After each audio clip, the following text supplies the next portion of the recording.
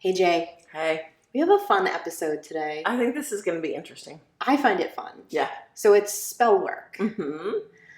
Now, what you're not going to find in this episode is a lot of judgy, you have to be wearing a black cloak and Right. speaking to crows whilst, I don't know what people think, but I feel like people gatekeep this stuff a lot and make it seem like it has to be more complicated than it is, and I don't care for that. Well, I've seen that on Yeah. TikTok. Yeah. I've seen people like posting that they're doing spells, Yeah. and the comment sections are brutal. Yeah. Brutal of people like gatekeeping and judging and criticizing. I don't like that. No, I don't either. And I don't think there's any reason for it. And I think anytime you see people really complicating spell Mhm. work, Mhm. it should be a red flag. Yes. Because spell work is not complicated. And it's very natural and connected to nature. And it's very similar to a lot of stuff you're already familiar with. I was just going to say, we're already doing spell work. We just don't realize it. And then if you can sort of like formalize it a little bit, it makes it a little bit more intentional. But you're already doing it. You're already doing it. Yeah. It's everywhere. Yeah. Yeah, exactly. So I don't want to spend a lot of time going into like the different cultures with this. Mm-hmm. We've done this in different episodes. Like Yeah. if you go and listen to our ones on the Sabbats, if you listen to our episode on curses, generational curses, you can go find a lot of that stuff in there. Even the fairy tale episode. The fairy tale, yes. We sprinkle it in everywhere. The reason I'm not spending a lot of time on it here is, well, really two reasons. First of all, like we always say, it was in every culture, everywhere, done slightly differently, Right. called things a little bit differently. Mhm. But the sort of like the real nuts and bolts of it are kind of the same everywhere. Yeah. The reasoning for it, all of that. I mean, you're probably going to say this, but the only thing that I would say is don't do anything that's not a part of a closed practice. And yes, and the thing with spells is that it's there sort of hasn't been many things like that that have been closed. Right. Because unfortunately, some of it's a little bit good. I don't know, it's kind of a mixed bag. Mm-hmm. Like we've sort of lost where the original parts of it came from. Mm-hmm. And I don't think it's bad to, I don't think it's good to lose culture. I think that's bad. But I do think that this is part of that like melting pot of pagan culture that had to survive sneakily. Yeah. So a lot of it just got mixed together. Right. So if you have a question about a spell, go seek further information about it. Right. But basically, every single ancestor was doing this, and you're actually doing it a lot, and you don't know you're doing it. Right. It's just sort of clarifying it and bringing a little more intention to it. Right. But if you see something online that you are interested in replicating, just do your due diligence to make sure that it's not part of a closed practice like hoodoo or voodoo. That's not yours unless you're initiated into that. And the good thing about hoodoo voodoo stuff is that it's very different from most other spell work. Right. So you'll see like something that uses a lot of different language, a lot of different like, setup of how to do it. That's a great time to do what you're saying, is to go like, wait a minute, let me make sure this is an appropriate place for me to be. Okay. Most of what I'm going to talk about is found across all cultures, but is really heavily found in like British Celtic tradition, and then also Greek and Roman. Yeah. Now, partially, I would love to say that the reason I pulled these is because those are cultures that I'm a part of. I'm actually one of those people that has like a little dip in every culture. I don't claim anything because of it, but you know what I mean? Right. Yeah. But really, like we also say all the time, the pagan white culture stuff survived better than everything else. Right. So you also have to take that in. Exactly. With what we're... Yeah, you have to acknowledge that, the whiteness of that. Exactly. So spell work has been given this sort of like mystical, devilly, weird, like there's like a bippity boppity boo element. But there's also like a devil element. I always find it interesting that those can both survive together, but I hear both. Yeah, it's always like what people need it to be. Do they want it to be silly and discredit it? Or do they want it to be evil and discredit it? Yeah, and even the silly and discredit it makes it seem like actual like sparks fly around you, or like a puff of smoke and then something changes immediately. And I think that's kind of that'd be cool. It would be awesome. I think it's kind of like movie magic stuff. Yes. And that's fine. I have no problem with that in movies. But the problem is that we don't have any representation of it actually, like what it's really like. So people get this idea that like it's so sort of silly, like you're saying, and made up because that's how it's represented. But it was never like that. Right. Or we have the wrong expectations like we do about mediumship, right? Like about intuitions. And if you're not seeing dead people, you're not intuitive. Right. Exactly. And if you're doing a spell and like confetti isn't flying everywhere, then love that. Then it's not working. Yeah, exactly. Right. So we have to have like manageable expectations. Yeah. Reasonable. I mean, what's more accurate if you wanted to think of your ancestors doing spell work would be to imagine them having a pot on the fire and stirring a lot of ingredients in a soup. Right. That's a lot more accurate than like sweeping a floor. Yes, a lot more accurate than any of these poofs of smoke. Like, do you know what I mean? Like that's much more what we're doing. And there's a ton of modern day spell work that we call something else. I went to see like, what are the official definitions? They're all crap. Yeah, I bet. So I took what I sort of felt was like the best representation, which is to look at the word incantation. Okay. So there's a lot of definitions of this, but what I sort of pieced together is to summon a thing or action into being with words.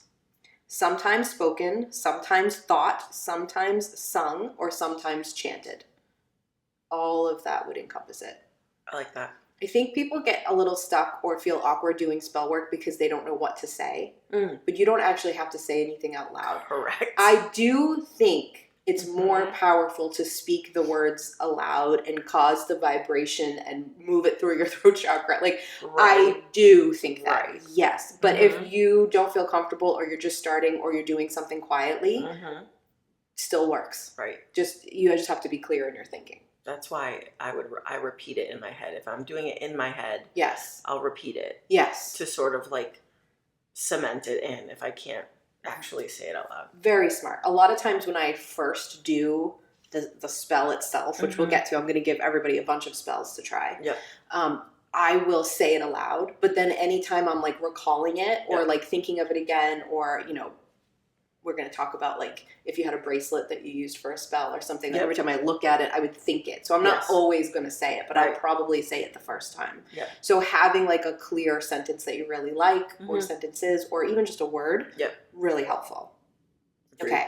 I also wanted to add in like a little bit of my own definition, which is just using words and then combining them with intention. Combining them with emotion, like being really present in emotion to alter your state to match what you want, to me is the pinnacle of intuition. Right. And that's what spell work is. So words are incredibly powerful just on their own. Right. But when you mix them with the intention and you mix them with emotion and you start to like focus on matching the state that you're in to the thing you want. Some people would say matching the frequency or the vibe, same thing. It's very much like manifestation work. It is. That's exactly where manifestation work comes from. That is what a spell is. Right. Every time. So I thought I'd give you some modern day examples of witchcraft / spell work. Let's hear it. Okay. My favorite one is basically an entire church service is spell work. Yes. Agreed. And it's not an accident. They took what pagans were doing and stole it. What was working. And then used it for their own, but said, you can't use it. Right. Or your way is bad. This way is acceptable. So come on in. Yes. Come on in and do it in here. Yes. Because you can't do it out there. Someone's going to say something and then everyone's going to chant it together. We're going to take a piece of bread and cast a spell on it and say it's the body of Christ, and you're going to eat it, and then you're going to drink juice or wine or whatever, and we're going to put a spell on that, and you're going to drink that. Right. Those are classic spells. And then we're going to have some smoke and waft it around the room. Yes. Yes, exactly. All of it. A sermon is a spell. Yes. That's just a longer spell. Yeah. That's all, the whole entire thing is spell work. Yeah. There's singing. And we've said this in other episodes, but this is what, or maybe it was an obsessed segment, but this is why these are the parts of religion that people have a hard time letting go of. Yeah. because they actually really enjoy the ritual and the spell work. Yeah. Come to this side. You can There's still no do it side, here. but come over here. We still do it. Yeah, and you can actually do it how you want to do it and Yeah. what feels good for you and the things Yeah. that you want to work on. Instead of a hymn, you can sing a Taylor Swift song in the car as loud as you can with your friend. And Yes. that is Spell work. even better. Yeah. I mean, not to go on a Taylor Swift tangent. No, let's do it. Okay, my favorite Taylor Swift songs are the ones that are spells. I would say half of her songs are spells. Absolutely. And the half that, and I love all of her music. Right. There isn't a song I don't like that she has. But like literally the ones that come out and you can feel it, the energy of it as it first starts. I was like, oh, Taylor's casting a spell and I'm here for it. Yeah. Like the songs that you feel like an emotional connection Right. to, that the person singing's guiding you to an emotion, Mhm. they're casting a spell on you. Right. Love. Yes. I love it. Right. But you that's can spell see- work. And you can see the progression of Taylor as she gets like Yes. older and a little angrier, Yes. right? A little more like world worn. Yes. Like her music becomes more and more magical. Yes. She becomes more and more witchy as she Exactly. goes, and I'm here for it. Mhm. Okay. Affirmations, if you've ever said an affirmation in your entire life, then that is a spell. It's Exactly. exactly what a spell That's is. just the modern word. It's usually a spell without the ritualistic element. Right. But it's still a spell. Right. But if you repeat it, like I feel like some people have like rituals for how they repeat the affirmation, Then then it takes it a step further. Yeah, exactly. So again, I said like the Taylor stuff, Yeah. but songs are spells. Yes. And one song right now that everyone is sort of catching on to being a spell, I see it on TikTok a lot. I don't know if you're on this side of TikTok. What? It's the Stevie Nicks. It's Fleetwood Mac. Yes. And yes. it's Silver Springs, and Stevie Nicks is singing to her ex-husband Kim the words like "Time casts a spell on you," and you can't forget me. And she sings, while they're both on stage and performing. she's staring at him in the Yes. video, singing it, and you can feel, even if you can't see it, you just hear it. Right. You can feel the spell she's casting on him, Right. and you can feel him fully in it. Like Yes. he can't get out. He's Yep. trapped in the spell.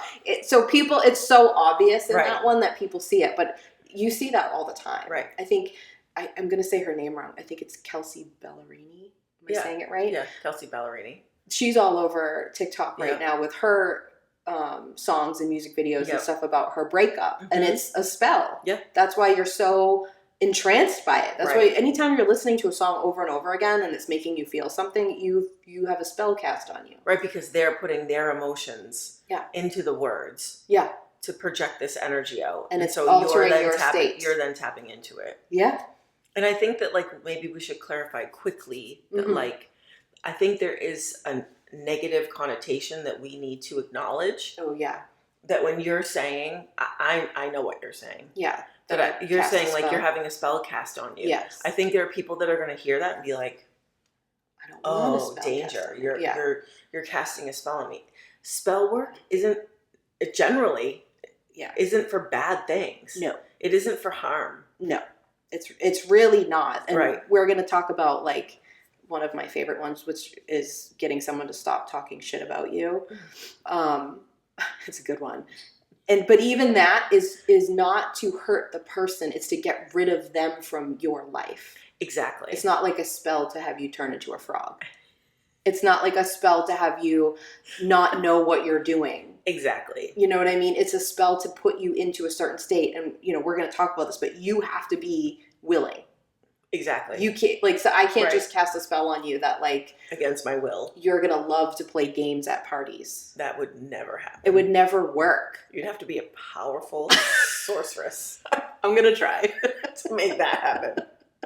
I mean, I know I could force you to do You it, could, yeah. but that's different. Yes. You know what I mean? Like I can't, all of a sudden make you. You can't change me. No, if you were wanting to Right. get out of that and you wanted to play a game at a Right. party, I could probably cast a spell on you to help you do that, but you would need to desire some part of that state. Exactly. I'd have people to tap into that state. And you Or would want also it wouldn't actually work on you unless you gave me permission because you're an actual powerful witch. But for people who don't know how to have boundaries on their energy, they're much more affected and susceptible to be having their state altered. But that's all it is. As soon as you realize your state's been altered, you can shift back. Like it's not it's not scary.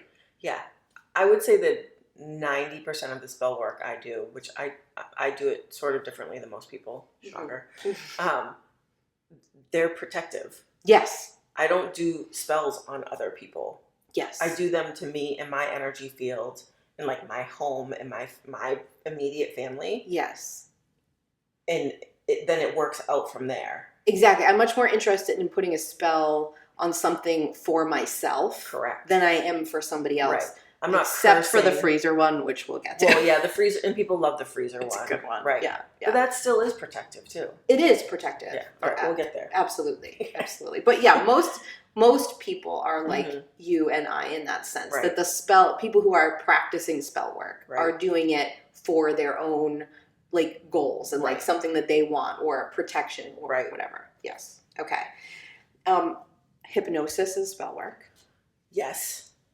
Friendship bracelets are spell work. Yes. So that's called a knot spell. I'm going to refer to that later. Yes. But anytime that you tie a knot and set an intention, that's called a knot spell. And it's very powerful. I do it all the time. This is why I call my husband a witch. Because he loves fishing. Yeah. But he loves the knot tying. Yeah. And I'm like, oh, because you enjoy casting spells, Billy. Because you're focusing right on the intent. Yes. And it just, stuff like that really points out that like the idea that witchcraft was ever like this like weirdo group of people worshiping the devil is so crazy because everything about witchcraft is stuff you do instinctively. Yeah, it was entwined into every part of life at one point in time. Yes, exactly. You instinctively go like, all right, I'm going to set this intention. I'm going to tie this knot. Like, or tying knots does something to me energetically. It puts me in this really good state. Yeah, because it's casting a spell. Like, you just know that without having practiced witchcraft. That's why I don't like the protective gatekeeping thing or calling people like baby witches. Because I'm like, no. That's your birthright as a human. Right. It's been stolen from you. Right. You can take it back whenever you want. Right. Culturally appropriate. Like, of course, pay attention to like what we said before. But like, that's yours. And don't let people tell you it's wrong. Right. It's just being connected to nature. Right. And knowing what to do.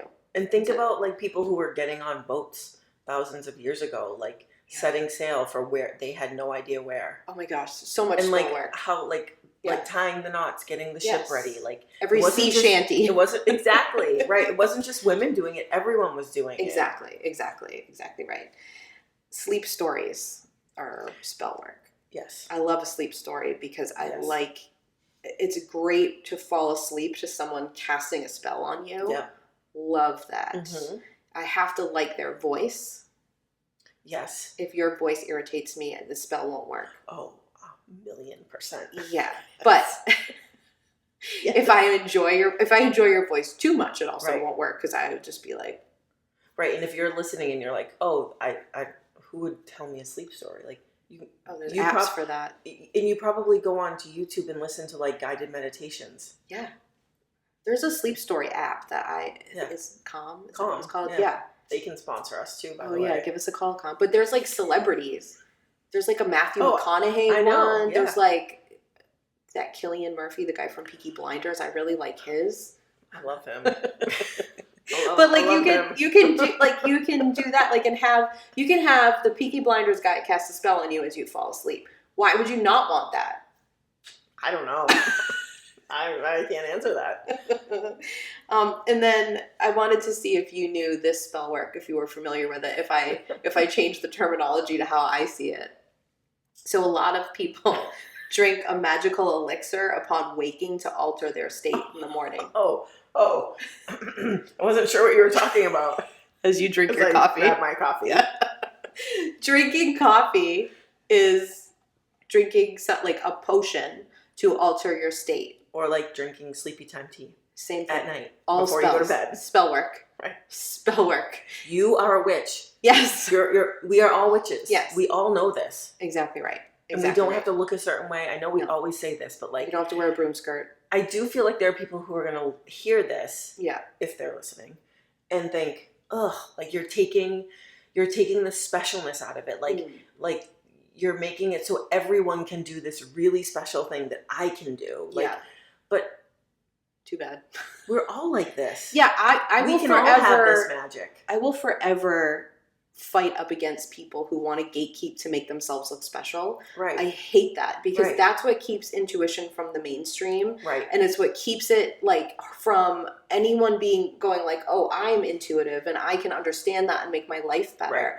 By keeping this stuff this way, you hurt everybody. Right. To look what? Like magical? Well, and like, should every single person like be writing books on witchcraft or like opening like stores, like magical stores and I would like products? that. I would, yeah. But like, should every person be doing that, like teaching it or sharing it? No. Can you practice it? Yes. And we all already do. So like you too can be special. You can be super special. You too can be special for the low price. And like your outfit and like the outfit that you love, that you think like in this vibe, this aesthetic, you know what I mean? But everyone else can have it too in their own way. Listen, if you want to dress like Stevie Nicks, do it. There are days where I dress like Stevie Nicks. Do that. But you can also be wearing your jeans and your Chucks, which is what we're both wearing right now, and be doing it. Like, it has nothing to do with that. But if the aesthetic helps you, great. But people who practice witchcraft, like actually in their daily life, aren't usually trying to like outwardly perform it that way. Does that make sense? Yeah. So it's and there are also like different like niche aesthetics that I think are in this community that like one's like a dark goth one and one's sort of like a woodsy like nature woman. And they all think they have the rights onto like what real magic is or what real like spell work is. But you're actually all doing the same thing. Yes, and you're just all representing it visually a little different. In different ways. And that's great. I love seeing all those different aesthetics. Yeah. I don't like when they think they're the only ones that can use it. But I like, I say this a lot in different ways, but like if one day you want to dress like some forest witch hag, do it. Cool. If the next day you want to dress like a goth witch princess, also do that. And do not let anyone tell you you can't like switch genres. Yeah, right. Do it all. And do you're whatever magical, you feel like. however. Yes. You're also magical in your ripped jeans. You're magical working in a cubicle, like doing accounting. Yes. You're still doing this shit.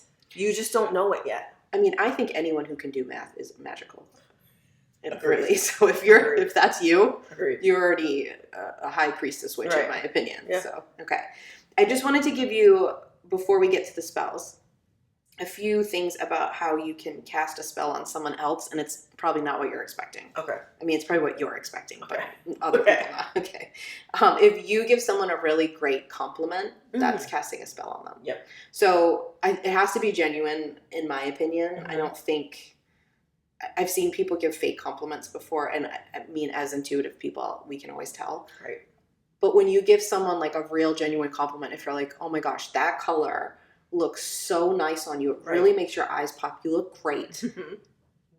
You can watch them walk away from that compliment in a higher altered state. Right. You just cast a spell on them. Exactly. They didn't suffer from it. No. But you can also hurt their feelings. You could be like, if I knew the thing that you were super insecure about and I said that about you and I was like, oh, blah, blah. I don't even want to say it because I'm not going to cast a spell. Yeah. But like I said, I used your insecurity against you to make you feel worse. Right. That's also a spell. Exactly. I cast a spell on you. It was a shitty one. Yeah. You're manipulating energy. Yes. Right. This is one we're familiar with that we do by accident a lot, sometimes on purpose. Overpowering someone with your energy is a spell. I do that. Yeah. We're familiar. I'm always like, why is that person mad at me? Oh. Yes. Too much. I have a very careful masking system.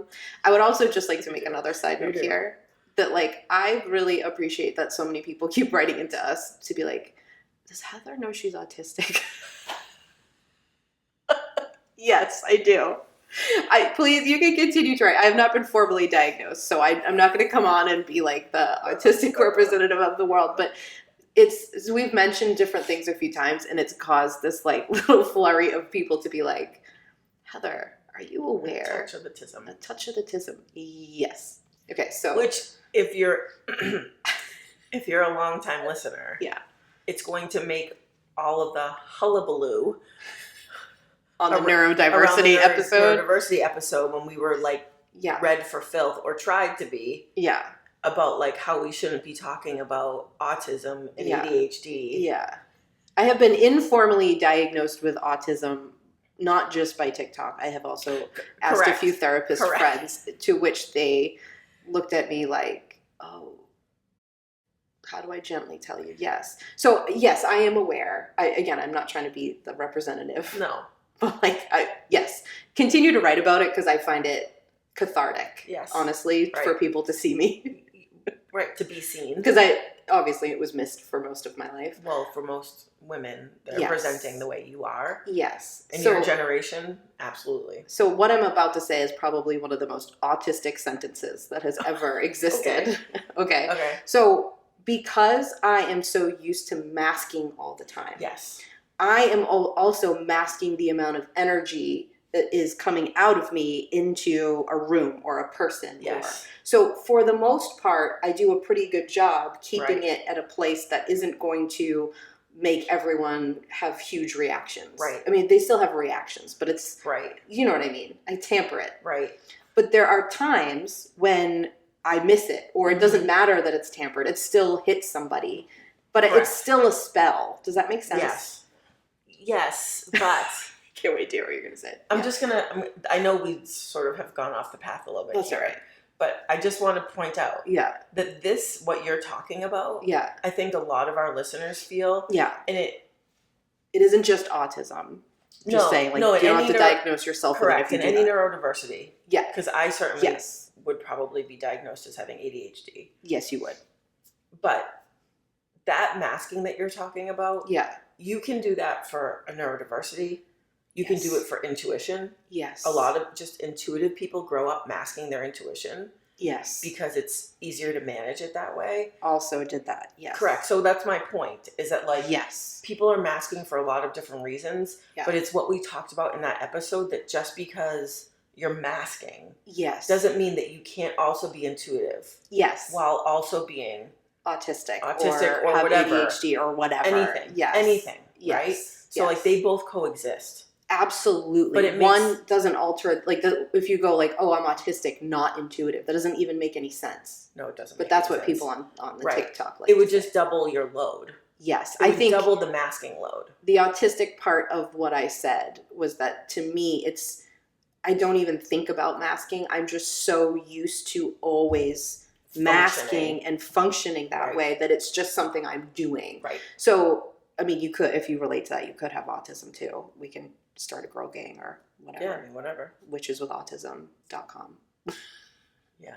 But also, you need to go listen to our neurodiversity episode if you haven't listened to it. But all of neurotypicalness is being able to conform to this one standard. Correct. And so super intuitive people know how to conform. Mm-hmm. They don't always do it well, but we get that there's a conformity, because that's just how we're used to having to operate in a world that doesn't embrace intuition. Right. Okay. It was a long side note, but it was a good one. I think it's an important one. Okay. All right. I just came out as an autistic person on the podcast. Welcome. Yeah. I also have to say that, aside from people writing in about, hey, does Heather know she has autism? Is a lot of people, even in person, quoting me. I sent it to you yesterday. One person, me saying, "Do you want to wear little Kim pasties and go get coffee?" And you saying, "I'll just do a messy bun." I live for that. When people walk up to me and quote it, it's great. It's a great visual representation of you and I. It is the perfect representation of who we are as people. Okay. Using body language, spell work. Which is why you're a body language expert. But even if you don't understand that you're using body language, you're using body language, you're reading body language, even if you don't know you're doing it. Yes. So anytime you do that, you're using spell work. Right, but if you find yourself interested in body language, if you love that episode of ours, it's probably because you love spell work. Yeah, and if you've never tried it, please seek spell work. Stay tuned for the Right, next part of this definitely, episode because you'll love it. Yep. It's the same. It's really very similar. Yep. Okay. Negotiating, spell work. Yes. You're moving towards an intention and altering someone's state to meet with what the get you outcome there. you want. That's Yep. spell work. Making a wish, Yes. shooting star. 11:11. Yeah, or just singing happy birthday and then make a wish, blow out a candle. Is there anything more witchy than that? That is the witchiest. Yeah, when people are like anti-witchy stuff, but then I see them doing that, I'm like, you just cast a spell. Yeah, You like what- made a wish. Don't say it aloud. Yes, like keep what it to you want to yourself. bring to your new year. Yeah, well, everyone chants the same words to you at the end of it. Yeah. Witchy. Heresy. Okay. So I said a really rough insult, but just anytime you want to alter someone's state Yeah. negatively, also, you're Right. casting a spell. Even if you're just like lost your patience and you're yelling, Right. you did that. Yep. So like we said before, it only works if on another person if they allow you to alter their state. Right. So power over your own state will help you be less affected by this. But like you said before, it's not some scary thing that like all of a sudden you're going to get like warts on your nose or something. Right. It's more just like feel your state shift Right. based on someone around you who might be purposely doing it or not purposely doing it. Right. But if your personal boundaries or like weakness, like Yes. if you're not someone who's like a emotionally strong person, Yep. you're going to be very susceptible to that. Perfect segue, because what I was going to say is the first thing you need to know is that your intuition alerts you the second someone has altered your state. The second someone has the intention of altering your state, your intuition will absolutely alert you. I know exactly what it feels like. It starts with this like tingling on the outside of my energy field, and I just start to feel like something's off. Even if it's good, I feel it coming. It's like a vacuum sucks somewhere. And then I feel like, ooh, something's just hit me, and it's like a little like rush through the system. Do you know that feeling? Yeah. That's what it does. Sometimes it'll be like the air sucks out of you for a second. You know that feeling? Or like all of a sudden you're not grounded and you feel like all your energy went up to the top of your head. That's what my intuition likes to do when that's happening. Your intuition tells you. It might not feel exactly like that. I'm just giving examples, but like you will feel something. A lot of people will get like a quote unquote gut feeling in their stomach. Yeah. Right? Something has altered your state. It could be for good, it could be for bad. Yeah. But your intuition will always alert you. Yeah, my back goes up. Like I literally straighten. I go just. It's like you're ready to fight. It's like I'm just focusing. Yeah. I bet fight, flight, or freeze have different, responses. Yes, Yeah. exactly. Okay. Now, if your state gets altered, the second you notice, you can alter it back. Exactly. So you don't have to go along for the ride. No, that happens to me Right. all the time where I'm like, ooh, someone's affecting me. They didn't cast a spell. They're just annoying. Right. Like, do you know what I Or mean? you could be like me and like be going along for the ride, but be aware of it. Like, Oh, yeah. Like sometimes I can't stop myself, but I'm like, why am I affected by this? Yes. But I'm still being pulled toward it, and it might take Yes. me a little while, but then I'm like, whoa, Yes. whoa, and then I rein it back in. And there's no shame in that. That happens to me too. Like you can process it later. It can affect you for a year if you need it to. It doesn't matter. But like, Yep. You can, like if someone has just cast a spell on you from across the room and it made you feel like giddy, take a deep breath and alter your state back. Like you're fine. Right. Is the point. Exactly. Okay.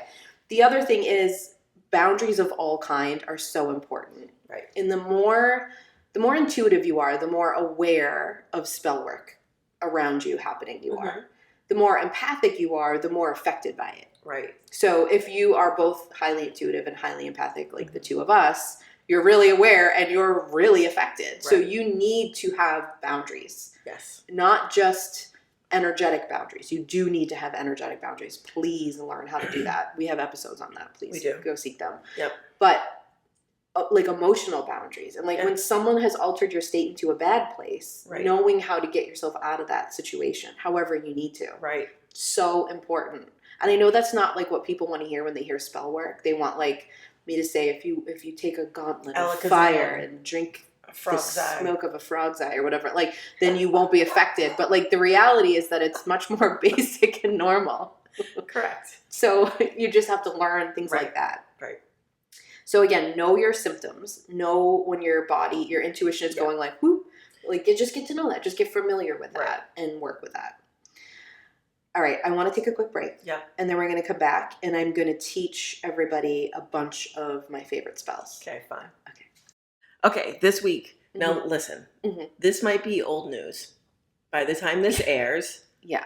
But I think it's important to talk about. We're a little ahead of ourselves on recording. Right. We have a lot of stuff going on next month, so we had to get ahead of ourselves. Right. But this is what's going on right now, and so many people are like saying stuff to us about it, And so we wanted to address sending it. this to us on social media and like DMing you about it, asking your thoughts. Yes. So we wanted to talk about this week has been sort of this viral moment with Gwyneth Paltrow. Yes. On a podcast, not ours. No. She can come on ours though. We could talk. I don't know if she's going to want to after this episode, but I actually would love to talk to Gwyneth Paltrow. Yeah. Same. Yeah. But I'm just going to play a little clip of it if you haven't heard it or if you've forgotten about it. Just to remind you. Here it is. What's your wellness routine look like now? I eat dinner early in the evening. I do a nice intermittent fast. I usually eat something about 12. And in the morning, I'll have some things that won't spike my blood sugar, right? So I have coffee, but I really like soup for lunch. I have bone broth for lunch a lot of the days. Try to do 1 hour of movement. So I'll either take a walk or I'll do Pilates or I'll do my Tracy Anderson. And then I get in the sauna. I dry brush and I get in the sauna. So I do my infrared sauna for 30 minutes. And then for dinner, I try to eat, according to paleo. So lots of vegetables. It's really important for me to support my detox. What's your I just want to add Okay. one thing that you couldn't hear in that clip is that in the very beginning, the podcast host is pointing out that Gwyneth is hooked up to an IV. Right. So, right. And she's telling it, that's how I get my vitamins. I feel like that's an important part of this too. Correct. Okay. And also I think the important part is that he's asking her about her wellness routine. Yes. And almost every single thing that she mentions is a diet. She's explaining disordered eating. Like, yes. So she's saying like she's getting vitamins through an IV. She also says there's a bunch of clips of this. Right. In another clip that like she has two favorite kinds of IV treatments. Yes. And just to clarify, if you've never looked into it, getting those IV treatments is incredibly expensive. Yes. This is only something the uber wealthy have access to, just a side note. Right, but people were saying that you could get those things from the IV in food. Exactly. So she's fasting, I'm using quote fingers if you're just listening. Right. Until noon. Then she's having bone broth. Then she's not eating anything until dinner where she's having mostly vegetables. Right. And then she has to get her vitamins and stuff through an IV. So saying that she's not eating enough food to get nutrients, to get enough nutrients. That's not how she means it, but that's what she's saying. And the thing that's hard about this is, for me, it sets off two very different kinds of triggers. Let's hear it. Okay. Well, first of all, I'm also someone who's suffered from disordered eating for a very long time. Mm-hmm. So the first trigger, I think anyone who's struggled with that is immediately triggered by the way she's explaining it. Right. Because the way she's explaining it happens to be my particular style of disordered eating. Oh, which is that food is toxic. Right. And that wellness includes not eating the food with all the toxins in it. Right. Yeah. And that you have to do all this stuff to get rid of the toxicness that's in food. Gotcha. And the hard part about that mind fuck is that some of it's true. Yes. You know what I mean? Right. Like some of it is true that like the quality of our food and the preservatives and the pesticides and all of that are in our food. Right. But when you go too far down that rabbit hole, you start to believe that all the food is bad. And if you already have a script running in your head that it's bad when you're hungry, like you're wrong because you're not being obedient enough and skinny enough. Right. Then when you add that in, it's a very difficult trap to get out of because like all good traps, there's truth in it. Yes. Does that make sense? Yes. So huge trigger because it's like, oh my God, you're promoting this thing that has hurt me and hurts a lot of people all the time. And so super triggered immediately. Yeah. Second trigger is I feel like I want to protect her from all the people yelling at her, which is very weird because I'm also really mad at her at the same time for it. Like I know she's going to influence other people and they're going to buy into that, or they're going to keep hurting themselves because Gwyneth said that. Right. So it's this weird thing. And the protective thing is like, I'm looking at someone speaking who's suffering. She's ill. She's ill. She's suffering from disordered eating. And I don't want to say which one because I don't know. But like, I'm sure I've watched a lot of TikToks, people diagnosing her exactly. Right. Who are probably more experts. But I'm just saying like, it's hard for me to have both anger and then want to fight everyone at the same time to protect her. Right. Well, and that's what, when we were talking about it before this, about whether or not we should talk about this. Yeah. And I feel the same way that you do. You do. I feel like you can clearly see someone who's not well. Like, I mean, you can visually see it. Yeah. You can hear it. You can energetically pick up on it. Yeah. But the problem for me is she's now disseminating all of this as wellness globally. Yeah. So like it like I feel badly for her. Yeah. But it's also not fair that she, you know, is spending millions of dollars with her company. Yeah, to promote this. To promote all of this to susceptible people who are then going to be in the same position that she's in. Exactly. I 100% agree with that. I feel that same way. It's also hard to watch because you also know that she believes it. I was just going to say that. Like, she isn't, this is speculation and intuition combined. Right. But to me, the vibe of that whole thing is not her talking about it in this way that she wants anyone to suffer. Nope. She really thinks that people are going to applaud her for her disciplined approach to wellness. Or even that documentary series they had on Netflix, the Goop one. Yes. Like, there are some people who I think promote these ideas to sell. And I know that she's obviously selling things through Goop. But, like, energetically, she reads as someone who 100% believes this. And she's just answering a question about her own routine. Yes. Like, she's not trying to be nefarious or shitty or harm people or sell shit and being like slimy. That's what makes it so hard. It's hard. Because if she was just doing that, it would be real easy for me to just be mad at her. Right. But that's sort of like being kind of like victim blaming a little bit. Like, she's in an industry where she has to be thin. Yep. And so she's put in her head that thinness is wellness. Right.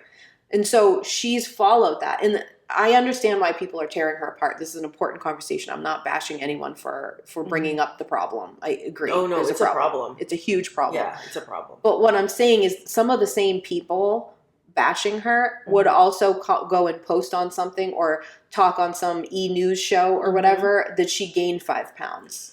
Or that she's getting too old. It's like when we get we get so pissed at these like celebrity actresses because they have too much plastic surgery. We make fun of them. Except we as a society shit on them for looking old. Right. They don't get any parts anymore if they're not old and thin. I mean, young and thin. You know what I mean? Yes. Like, yes. So it's like this. That part of it's hard because it's like that person is both suffering and stuck in a system bigger than them, but then they're also promoting it.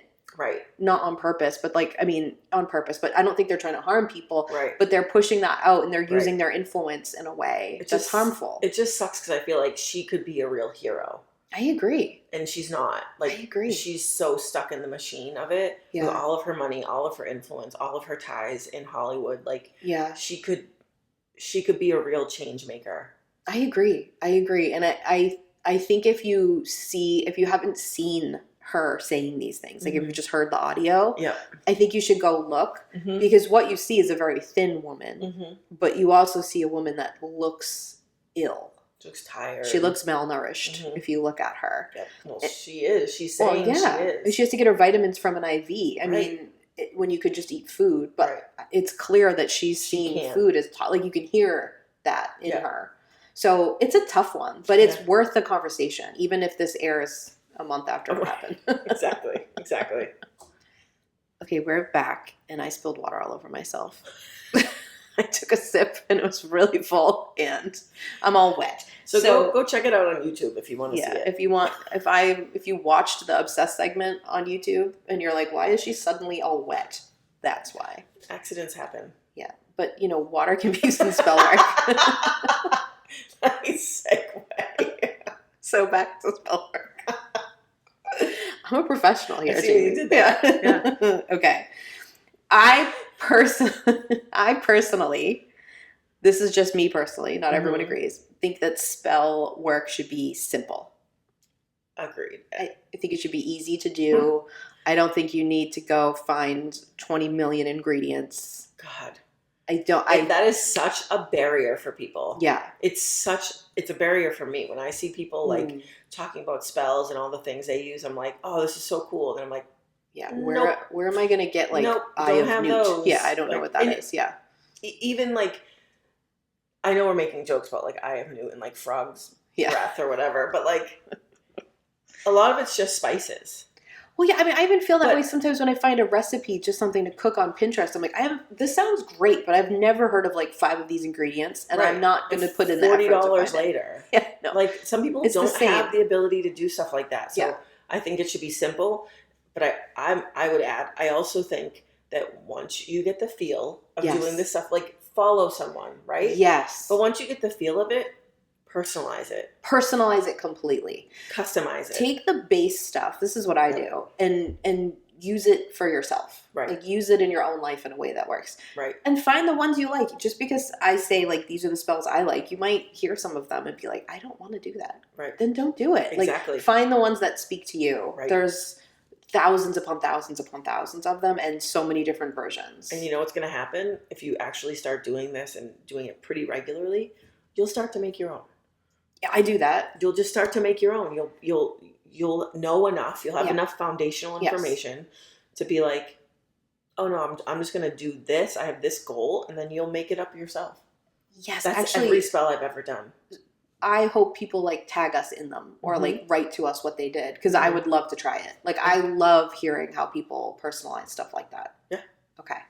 So the first one I had to start with is one we've mentioned before, and it's the abundance spell that you and I both do, because Yeah. people send us clips of them doing it, and Yeah. I have to say makes me so happy. Yeah. That people do it. Always. How easy is this one though? Do you want to tell the people the cinnamon abundance spell? Well, yes, I'd love to. But people are actually changing it now. We've talked about Yeah. offline. Is that the first of the month? Uh-huh. But if you don't want to go by the Gregorian calendar, Mm-hmm. you could go by the new moon. Mm-hmm. And you literally just step outside of your front door Mm-hmm. and you take a handful of cinnamon, Mhm. not like a full hand. You just put some in your palm. We've already talked that Jamie uses more than I I use do. a lot. Yeah. I'll just take like whatever the crevice is that is on my palm. I just Yeah. fill it up. I do just like 2 shakes. Oh, really? Yeah. Oh, I do more than that. Doesn't matter. Whatever works for you, do it. Yeah. But then you stand outside your door. Yeah. And then The door's closed. my door's open. Oh, interesting. Yeah, because you're basically sending abundance into your home, into your Right. life, right? Right. Where you live your life is Yes. your home.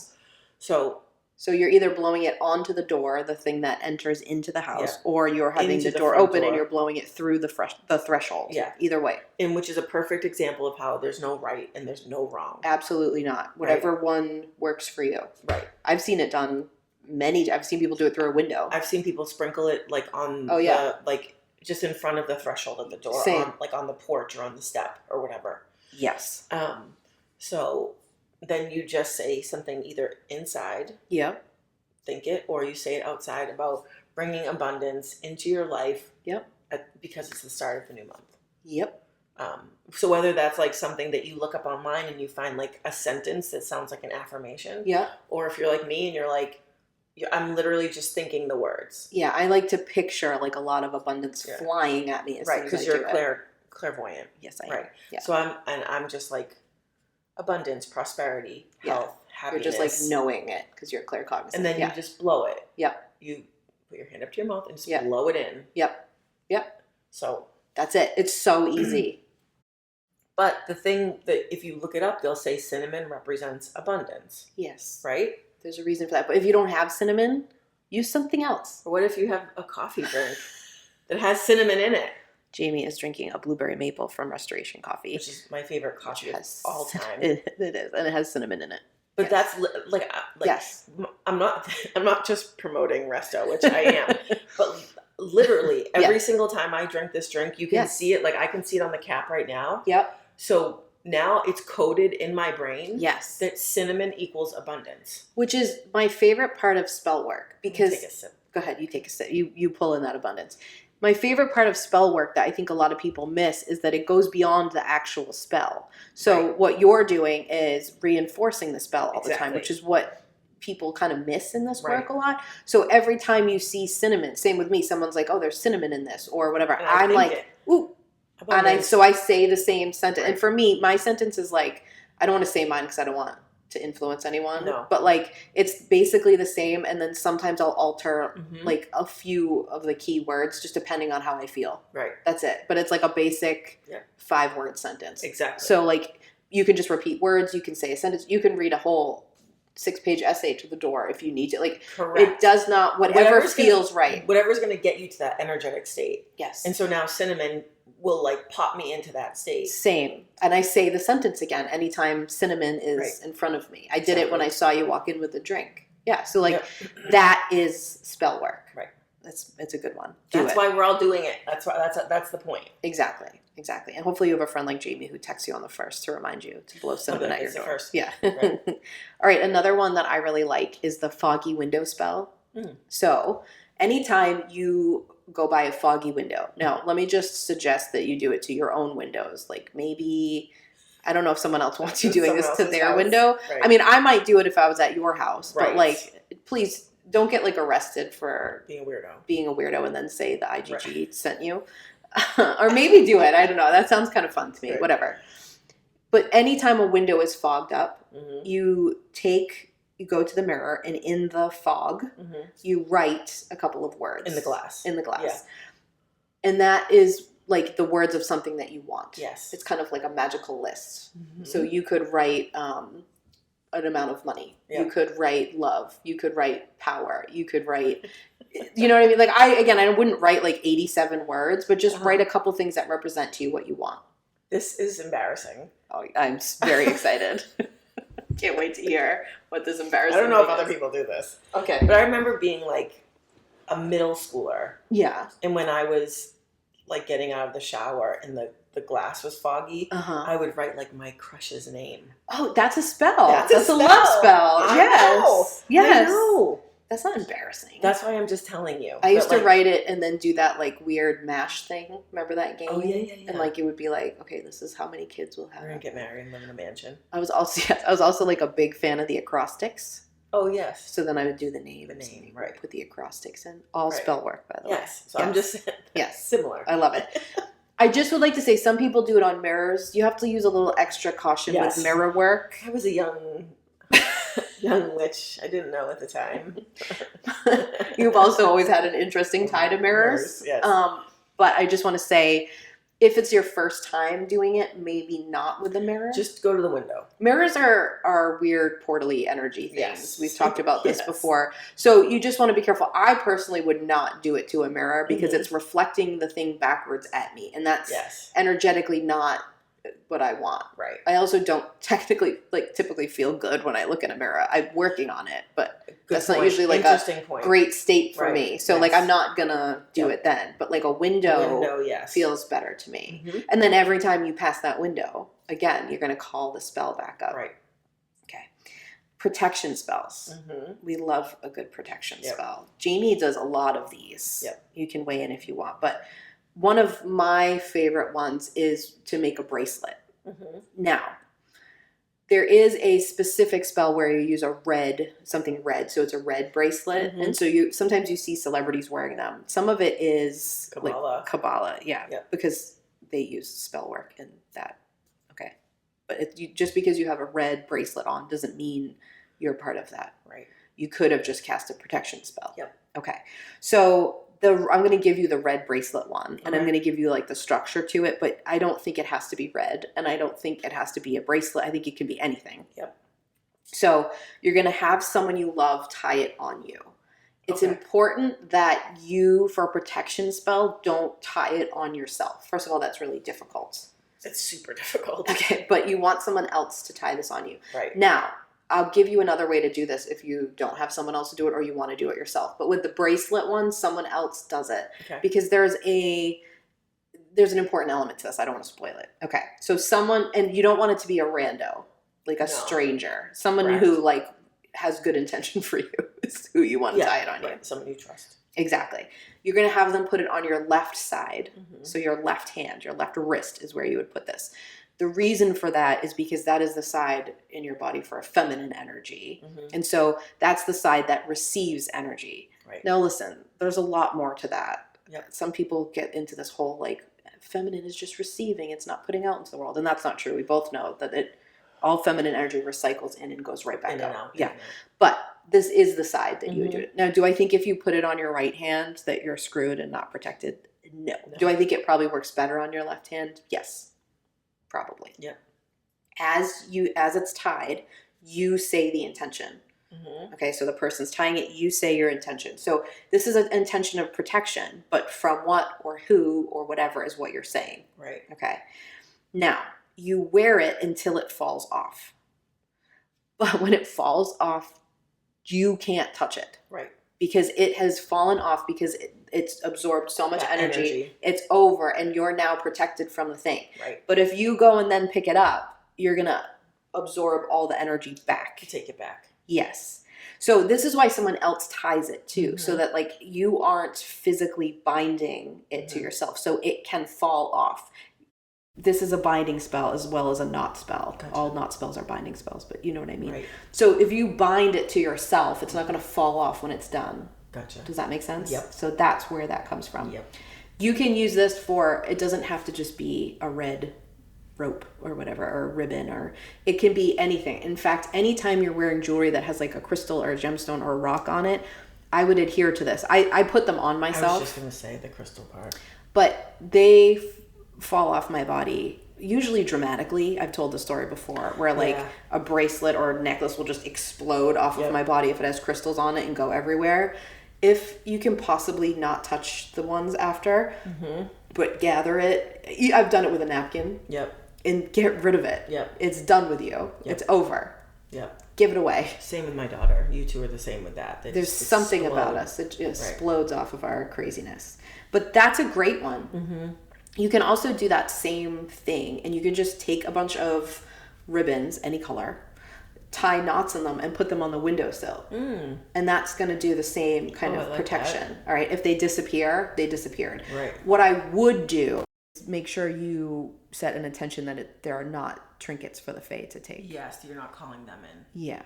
Good point. Careful. They might Good think point. it's a present. Yeah. Yeah, Okay. that's a good point. Okay. So another one that I love is on a full moon is writing an intention on a piece of paper and then burning it and letting it float up into the sky. Yep. Beautiful spell work. Love it. That's a good one. All right, I want to talk about the freezer one. Yeah. I love the freezer one. Yep. Okay. in So the freezer. if you have someone that is talking shit about you, Yep.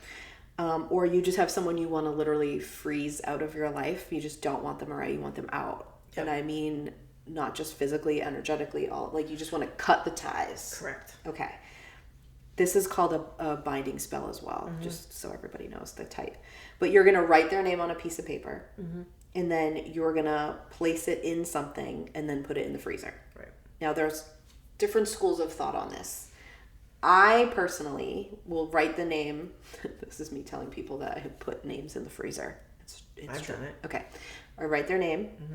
I put it in a plastic bag and seal it. Same. And then I put it in. Same. Okay. Now, the thing about that is that it does freeze in the plastic bag. But what a lot of people will tell you, if you look it up, is to put some kind of water or some kind of wet agent in the bag. They'll also say it should be a glass jar because that stuff can't get out. Again, simple is better in my opinion. But if you want to have a bunch of glass jars with people's name in it in your freezer, do it. The plastic bags are easier to just hide down the bottom. Right. But whatever. For me, the water is emotion. Okay. Okay. So I'm just like yeah. drowned. Freeze, Metaphorically. drowned, and then freeze. Yes. Metaphorically, of course. Yes. Any of that is fine. Right. In a plastic bag, there's enough condensation that there is liquid there frozen in. It crystallizes. And Yes. Stuff. Yep. Okay. Now, as you seal whatever it's in, I do think you shouldn't just put the name in the freezer. I think it should be in something. Do I think that's terrible if you just do that? No. Right. But I just think it works better. Right. When you seal the bag or the jar or whatever it's in, you're going to say your intention. Now, just be careful here, because your intention should be about you and how it affects you, not what you're trying to do to the other person. Right. I realize that all TV and movies of casting a spell don't do harm that. people. Right? Yeah, but that's real witchcraft would Right. just keep it about yourself. Right. You can mention the name, all of that, but like, Right. I want this person to not affect my life anymore. I don't want to feel their presence in my life anymore. Whatever. Keep it about you Right. and include them. Right. And then you seal it, and then you're going to put it in the freezer. Right. Now, I usually forget about it until a year later when I'm like getting that like weird thing of chicken that's been frozen for a year down at the bottom, or I'm cleaning out the freezer. Right. I always put it way down the bottom. Yeah. I don't want to see it. Then when I find it is when I usually then discard it, and I'll tell you how to discard it. But some people leave it in the freezer forever. Right. Also fine. I just wouldn't want to be like constantly looking at it in the freezer. Exactly. Okay. So what you can do when you discard it, you don't want to discard it until it's worked. Yeah. So if the person still keeps coming in, they need to stay in the freezer. Okay. But if they're gone, you can take the name, take the paper out and bury it in the ground. I don't think I would throw it in the trash. I would burn it. That would be fine. But like, I think you would actually want it Out. gone. Right. So that's I agree. okay. And again, leave them frozen forever. If they come back, just repeat. Right back in the freezer with you. Yes, new writing. Right. Yes. Yep. Yeah. Okay. Love spell. I want us to try this Okay. because this spell sounds fun to me, Okay. and I thought it would be fun to like maybe in an obsessed segment in the future tell everyone how it went. Okay. Okay. We just have to remember to tell people about it. Okay. Okay. This is for people in a current relationship. Now, love spells are way easier to do if the person already loves you. Right. Okay. Right. I know there's the whole love potion number 9 and the idea of that, and Right. you can absolutely do that. I'll tell you how to do it, but like that's really hard to do. But a spell on someone who already loves you is way easier. Right. Okay, so we're both going to try this on our husbands. Okay. They're not going to hear about this till this airs, and we'll have already tried it. Right. Okay, so you take a jar of honey. You want it to be probably a glass jar, but whatever works. I don't think I would go personally to the grocery store to get it. I think I'd want to buy like local honey or something, Right. or get a good one at the grocery store Yeah. that's like, Real honey. yeah, Yeah. the good stuff. Yeah, Okay. sweet. Yes. So you are going to do this to sweeten your current relationship, hence the honey. So again, on a piece of paper, you're going to write the person who you're in love with, who you want to sweeten the relationship with. You're going to write their name 3 times. Okay. Okay. There are versions of this that you also write your name and then they cross in certain ways. Again, I think that's too complicated, but you can do that too. But when you do things like that, it's not because it actually has to be like that. It's because when you're writing it like that, you're just creating the intention. Yeah, it like visually connects it for you. It's not because like it's Yeah. some weird like coding. It's Right. because you're doing it in your energy field. You're just setting the intention. Exactly. So if the idea of like drawing something and connecting the name, like if that makes you feel more connected to the spell, you should definitely do it. That I don't need that, but like if that's what you need, Right. go for it.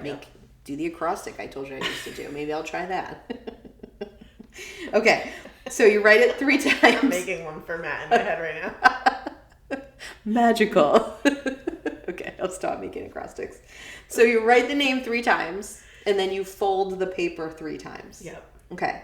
You place the paper into the jar of honey, into the honey. If you wanted to get technical, you could fold the paper towards you. Yes. Because you're bringing that sweetness towards you. If you're doing more of a protective spell, you would fold it away from you. Excellent point. Sort of semantics, but again, energetically representative of what what you're doing. It's ritual, and that is Right. very powerful. So I like that a lot. I also think like holding it up close to your heart while you fold it is a good idea. Okay, so you're gonna get your fingers messy. You're gonna shove that name into the honey. Right. That it's gonna be folded little. You don't do like a like 8 by 11, Right. like a little sticky Little note piece or of paper, something. Right.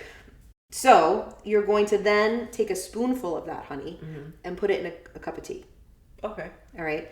Then you're going to seal the jar. And as you seal it, you're going to say your intention. Okay. And then you're going to sit and you're going to drink your tea with that honey in it and focus on the intention the whole time you drink the tea. Okay.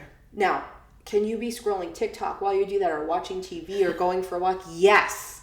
I actually think it works better if you're not like fully. While you're drinking the tea? Yes. Yeah. But I do think you need to have it to be aware. It's going to be somewhere in your brain that you're kind of repeating it or thinking of it every time you take a sip. Right. Okay. Then you're going to see how that works. Now, different schools of thought here. I say once a week, grab a little scoop from that jar and drink it and repeat it. Other people say unsealing it breaks the spell. Oh, interesting. Okay. Okay. Now, I would just keep the honey jar somewhere I could look at. Because this is something you want, so you want to see it. Right. But other people say to like, they'll go bury the honey jar out near flowers. So like the love blooms.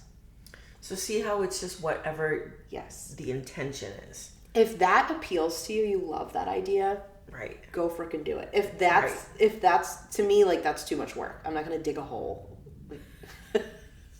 I don't want to use a shovel if I don't have to. So I'm probably not going to do that part. Right. But I would put like the jar of honey next to a plant Yep. that I already have in my house. But like, again, if it depends on what you're drawn to. Right. This is why you personalize them. Because Exactly. you have to be able to tap into the energy of it. If you're out there like digging a hole and being like, why am I digging this dumb hole? That would be me. Then it won't work. Because I always have this illusion that like I'm good at manual labor. Until you're doing it. And then I go out and I'm like, I'm bad at this and I'm not built for this and I don't want to be doing Matt! Yeah. What's the acrostic? You're so magical, Matt. Come dig this hole. The thing is, he probably would be like, what do you need a hole for? We're burying some honey for a spell. That wouldn't be weird to him. No, not at all. He would just be like, sounds right. You know, exactly. is my name in it? Yep. Perfect. I don't Put care. in a good spot then. But just be considerate of those things. Right. Again, just have intention to however you do it. Like, I wouldn't just shove it in a cabinet. Like, I'm putting it in this cabinet for this reason. Or I'm putting it here. Like, just keep intention and that's going to make it more powerful. Yep. Okay. Candles are just a great way to use spell work. I like candles. So I would personally, if you just have a candle and you want to use it, do that. But if you're going to buy some candles to do spell work, I would pay attention to the colors. Yes. Now, you don't have to, but using the correct colors is just going to amplify it. Right. You want to be careful not to use something that's in opposition to what you want. Correct. So you just want to know the color. Yeah, and you can also, if you go to like a cool magical shop like Ravenstone that we have here Yes. near us, or I'm sure there's millions everywhere. Yeah. You can buy the little candles. Yes. They're very small, and that I feel like Perfect is better for spell work. ritual. Right. Yeah, because you don't want to then use it if the power goes out. Right, exactly. Or or like- not know where it is. Or have someone else light it not knowing what it's for. Right. That could not be Right. great. All right. Yeah. So just a quick thing on the colors. White is usually peace, balance, purity. Red, lust, sex, passion, spice. Blue is harmony, healing, serenity. Black is protection or abolition. Purple is power and self-confidence. Pink is self-love, compassion, longevity. Green is abundance. Green is abundance. Yeah. So I would just, whatever spell you're going to do, I would just Call it in. Google the colors and see Right. which one you feel like Right. fits. Do you need 12? Right. No. But just, But also don't get stuck. If you only have a white candle, as you're setting it up, just set the intention that this Yes. candle represents protection and power. yes. I mean, Done. if you used a white candle and your intention was to cause chaos, Right. it probably won't work as well Well. because it's going to, peace is white too. Like, do you know what I Right. mean? But it's not going to stop it. Right. So it's just what amplifies it. So choose that new candle for each spell. Don't cast a spell with a candle you already cast a spell with. Relight the candle to amplify the spell. Yep. But if you cast a spell for, I don't know. So this is where I break a little bit of the rules. Oh, I love a rule breaker. Because I have a candle that I use, but I use it for all of my protection. Okay. So they might be for different people or different situations, but they all have the same Yeah. All your protection Purpose. spells are done with this candle. Right. That's fine. But Right. I don't know that you would want to cast I want this person to, lust after me with your red candle, and then the next day be like, I want to feel really passionate about reading, and then light that same one. Right. Like now the energy gets wonky. You ignited too many things at the same time. Right. But the same sort of thing, I think that's totally fine. Yep. Okay. So just repeat your words, your mantra, or whatever you're doing that you've created with your candle, and then let the candle burn. You can write the words and burn them if you want. I don't usually do that. I usually just say them, and then I just kind of keep glancing at the candle, and then that's it. Right. Relight it if you want. Let it burn all the way out if you want. All fine. I also put salt around my candles. Smart. Protection Salt is again. protection. Yeah. Just in case you haven't caught on, Jamie is like a very natural protector of everybody and everything. And like literally every time you talk about a spell, you're like, so for protection, yeah, but that's you, like not just of yourself, but of other people. You're usually protecting. Right. Yeah. If you're casting a spell on me, I'm usually like, oh, what is she protecting me from? I'll like scan the room. I'm like, someone's energy is wonky in here because Jamie just threw a protection spell at me. Right. Yeah. Okay.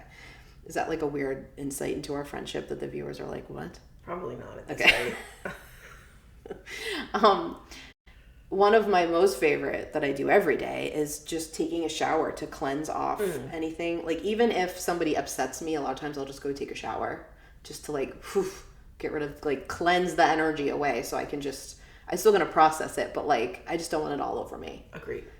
You know, when you're around like one of those scuzzy guys that's looking at you weird and you just like, I just need to shower, that's because you're a witch and you're gonna go get his energy off of Exactly. you. So you can also just imagine a shower. Yeah. Yeah. Okay.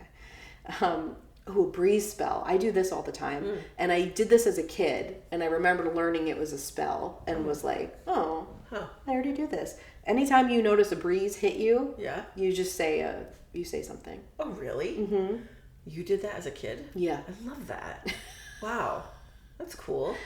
Yeah. I mean, when I was a kid, I always, and again, let me just say, the breeze can mean whatever it needs to mean to you. Right. To me, I always feel like a little recharged when the breeze hits me.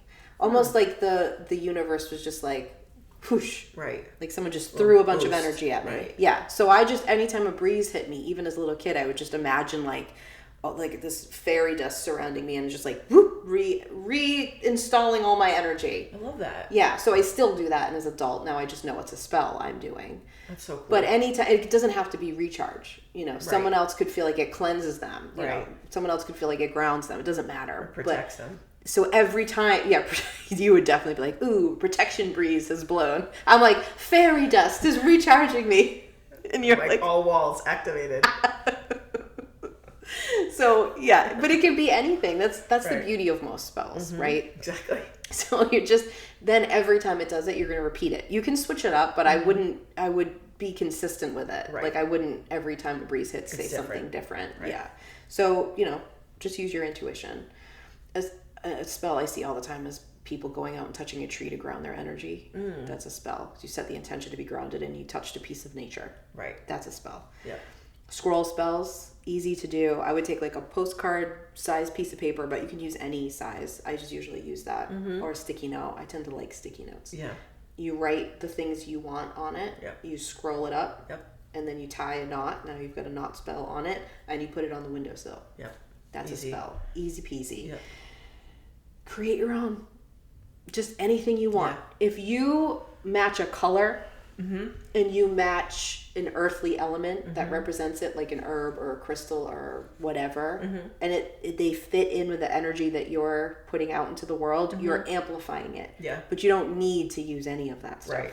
So just make it up. Like, again, I don't think I'd want to use a crystal that was going to go against what I was trying to do energetically, because it's probably going to dampen what you're doing. But if you just you just use the Google and grab the thing, perfect. Yep. And just say the words you want. Yep. Be a little ritualistic about it, and that's a spell.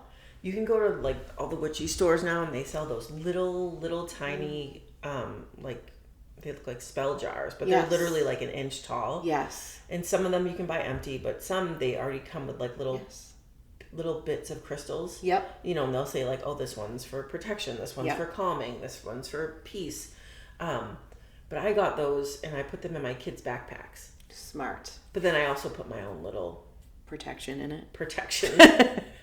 Yes. Are they for protection? The ones you got Yes. Yes. Now that you're bringing this to my attention, yes, they are. But I put my own Reiki on it. I put my own energy on it. I think your protection is my control. Yes. I just hit the mic when I said control because I got that tracks. so aligned with it. Yeah. Okay. Yeah. Yeah. So, but the point is that like you could get those empty ones and put anything. You could put cinnamon in it. that's if a you spell want jar. abundance. Exactly. That's So like do whatever you want. put honey in it and do the love spell. Any But of then the put stuff it in works. put it in your purse or put it in your backpack and let it Yes. work. Like you don't have to Yeah. You can also just manage it. grab a crystal and set an intention on it and throw it in your bag.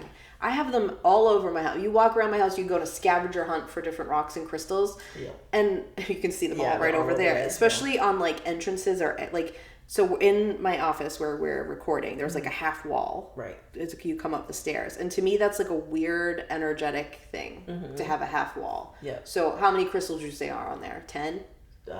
No, like 20 probably. It was a lot. There's a crystal tree. Yeah, There's probably a huge 20. there's Yeah. a ton, there's a huge crystal ball on it, like, and that is because there's a lot of energy that comes in and out of this room, so Yeah. because of what I do, right? So like there's a lot of protection on that. But you walk around my house and it's just wherever I felt I needed it, and I set an intention. And I was like, this part of the house, do that. Yeah. Clear it.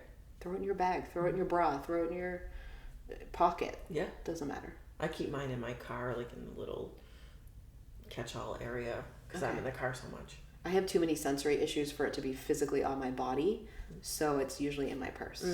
Yeah. Or in my car too. Right. Yeah. Like I don't know how people wear it in the bra, but Oh no. Yeah. that would be a lot. But if that works for you, perfect. Yeah. Yeah. So go try this is my point. Yep. I think we should go get more coffee with cinnamon and honey, There we go. and we'll do both spells at the same time. They have a honey drink at Resto. They sure do. Honey rose. Let's go get it.